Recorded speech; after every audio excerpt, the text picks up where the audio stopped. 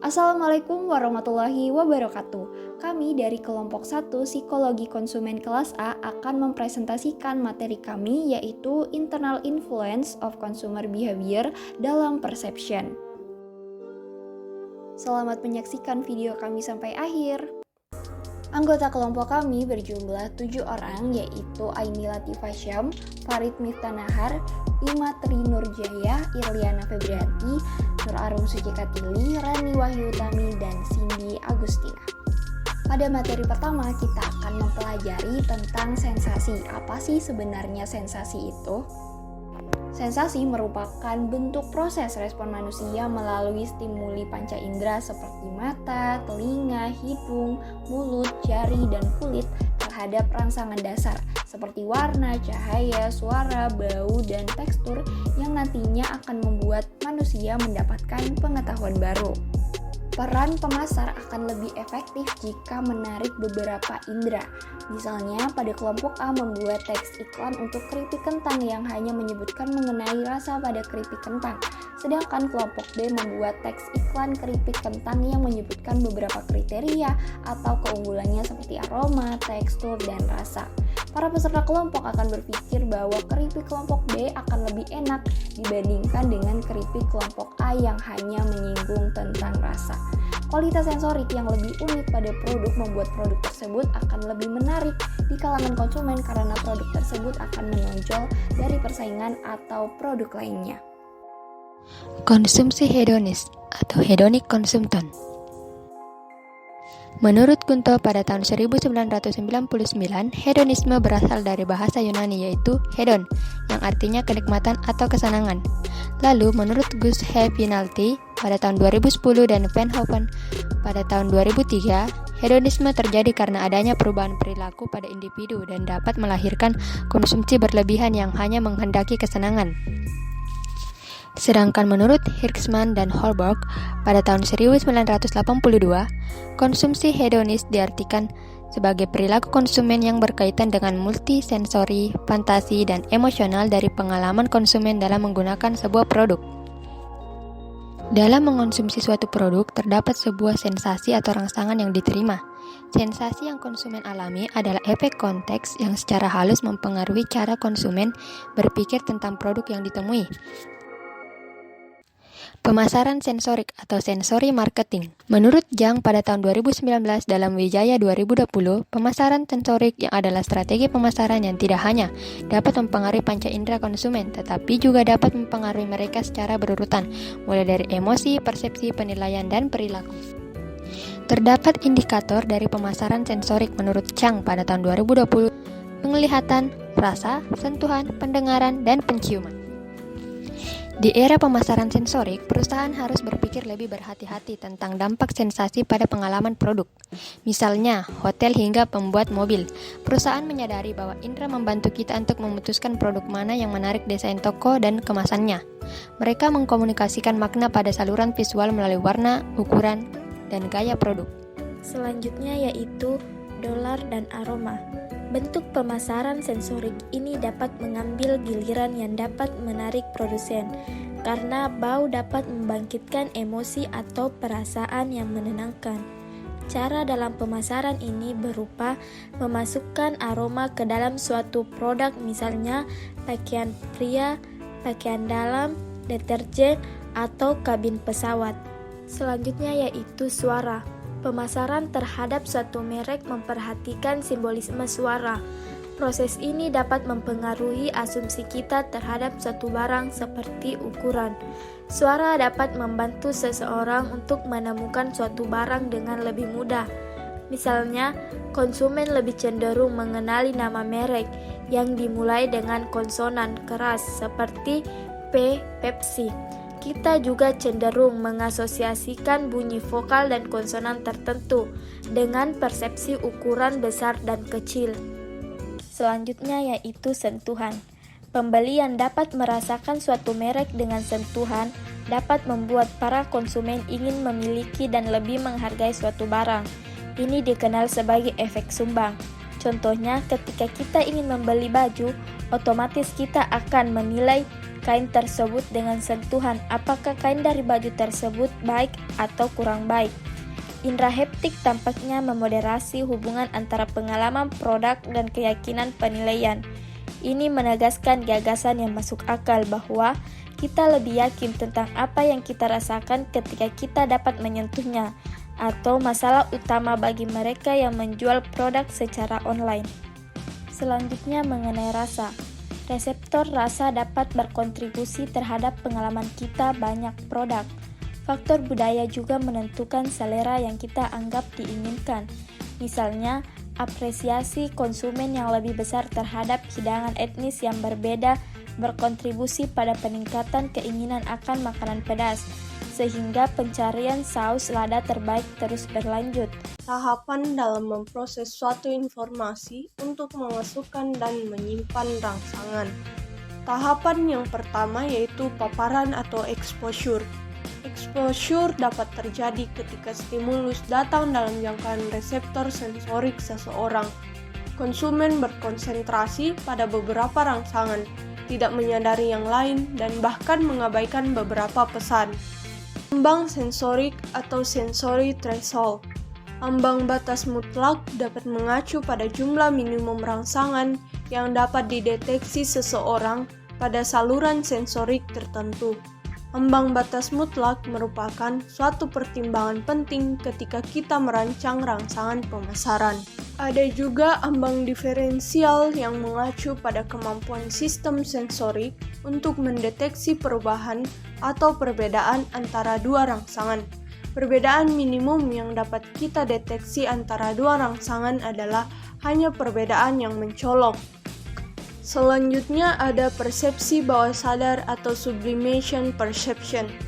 Persepsi bawah sadar mengacu pada stimulus di bawah tingkat kesadaran konsumen.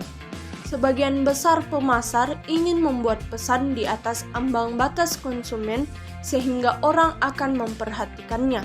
Meskipun faktanya hampir tidak ada bukti bahwa proses ini telah berefek pada perilaku konsumen.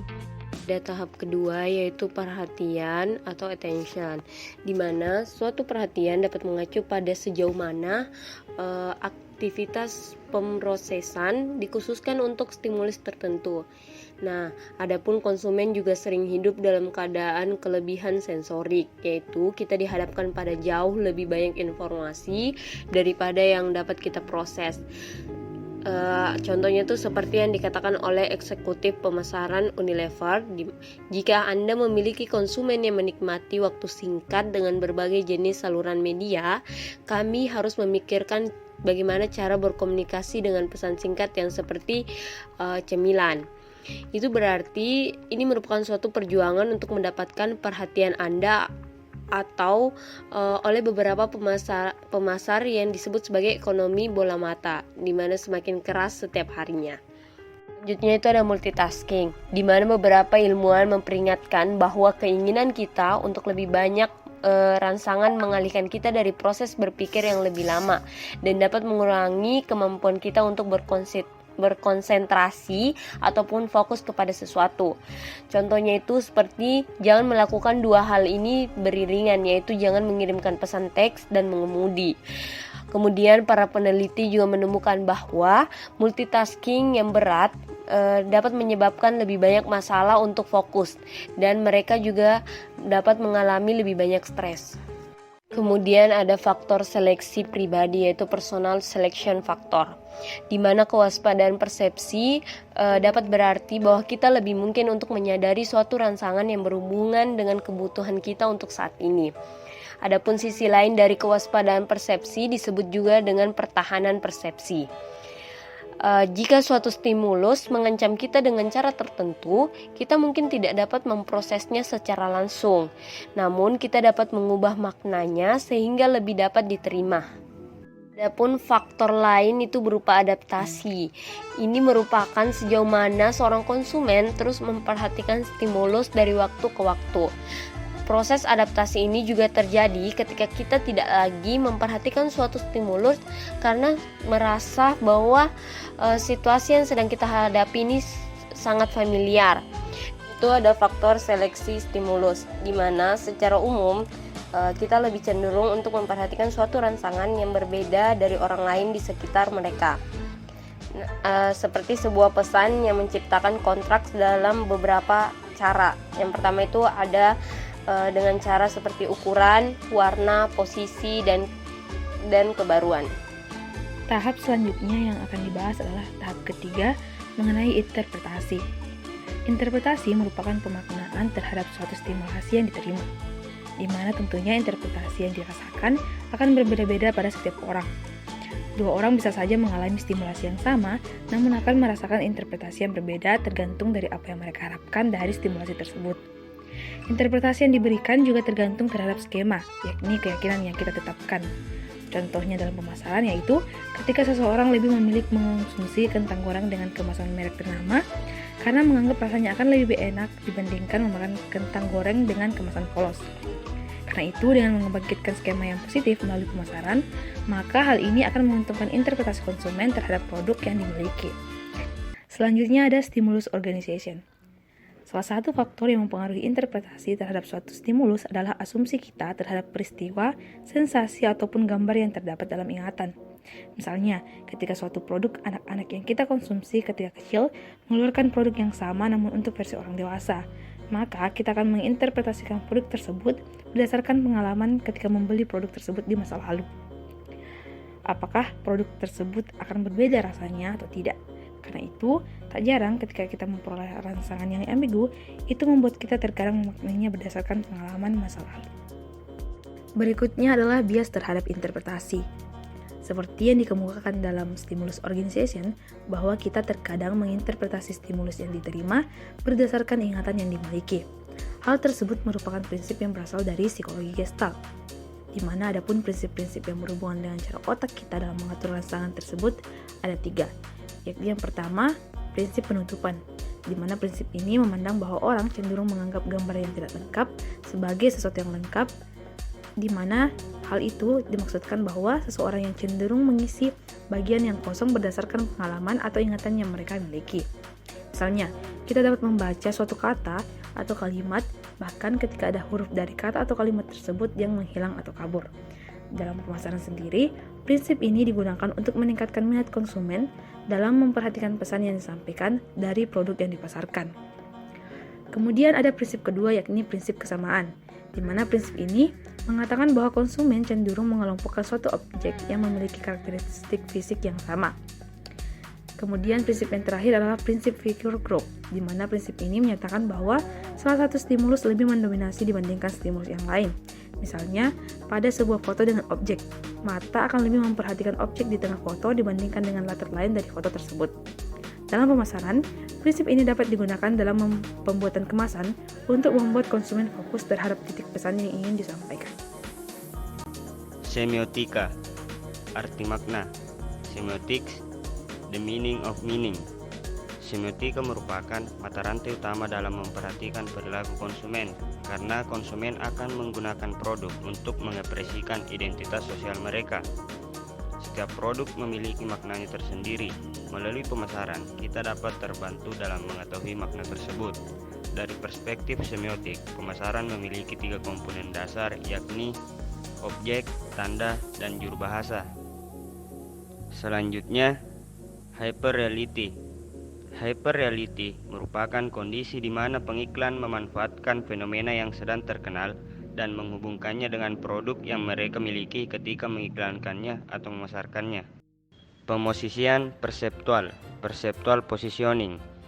Ketika seorang pemasar memahami bagaimana konsumen berpikir tentang serangkaian merek yang saling bersaing, ia akan menggunakan wawasan tersebut untuk mengembangkan strategi penentuan posisi, yang merupakan komponen fundamental dari upaya pemasaran perusahaan karena menggunakan elemen baru, desain produk, harga, distribusi, dan komunikasi pemasaran, untuk mempengaruhi interpretasi konsumen terhadap makna produk yang dimiliki dibandingkan milik pesaing. Banyak hal-hal yang dapat digunakan pemasaran untuk mengukur posisi merek di pasar, di antaranya gaya hidup, kepemimpinan harga yang lebih tinggi di pasaran dibanding produk sejenis, atribut, kelas produk, pesaing, kesempatan, penggunaan, dan kualitas. Sekian presentasi dari kami. Terima kasih telah menonton sampai akhir. Wassalamualaikum warahmatullahi wabarakatuh.